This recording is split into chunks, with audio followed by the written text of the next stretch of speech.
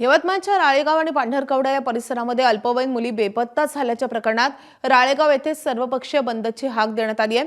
भाजपचे जिल्हाध्यक्ष प्रफुल्ल चव्हाण आणि विश्व हिंदू परिषद, बजरंग दल, सर्वपक्षीय तसेच सामाजिक संघटनांच्या वतीने रविवारी पोलीस स्टेशनवरती धडक मोर्चा देत आरोपींना अटक करण्याची मागणी करण्यात आली होती। यावेळी खुद्द राज्याचे आदिवासी विकास मंत्री डॉक्टर अशोक उईके यांनी सुद्धा अप्पर पोलीस अधीक्षक यांची भेट घेऊन तत्काळ आरोपींना अटक करण्याची मागणी केली आहे। या प्रकरणात आज राळेगाव बंदचा आवाहन करण्यात आले आहे।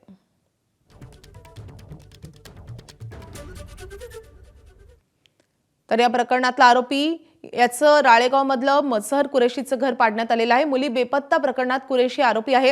हे प्रकरण समोर आल्यानंतर नगर पंचायतीने त्याच्या घरावर बुलडोझर फिरवलाय। मुख्याधिकारी गिरीश पाळेकर यांच्या उपस्थितीत ही कारवाई झाली आहे। अनधिकृत कुठली परमिशन न घेता त्यामुळे नगर परिषदेने कारवाई केलेली आहे। यांना आपण कायद्यानुसार नोटीस दिलेली होती आणि त्यानुसार ही कारवाई करण्यात आली आहे। नोटीस कधी दिली होती सर आणि किती क्षेत्रामध्ये अतिक्रमण आहे आणि या भागात असं अतिक्रमण आणखी आहे का?